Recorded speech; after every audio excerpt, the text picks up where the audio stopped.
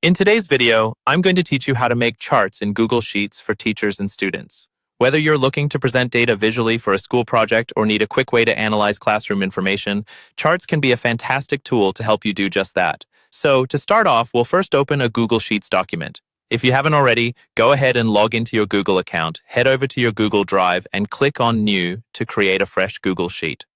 Once you've got your sheet open, the next step is to highlight the data that you want to use for your chart. This could be any kind of information you've collected, like test scores or attendance figures. To do this, simply click and drag your cursor over the data cells you need, and you'll see them all highlighted. This step is critical because the data you select here will directly translate into your chart. So, make sure you've got all the rows and columns you need. Now that you've got your data ready, let's move on to the exciting part, adding the chart.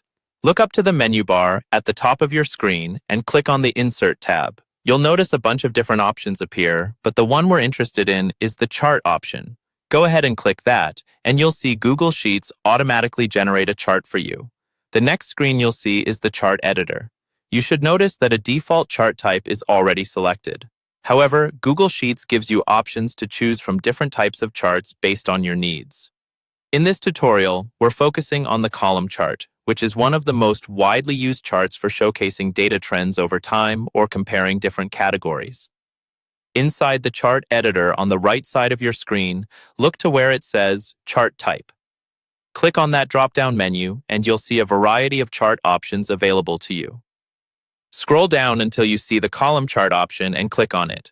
Instantly, your data will transform from numbers on a page into a visually engaging column chart.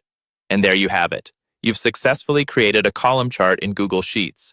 You can further customize this chart by adding titles, adjusting axis labels, or changing the color scheme to suit your theme or presentation needs. Take a few moments to experiment with these settings.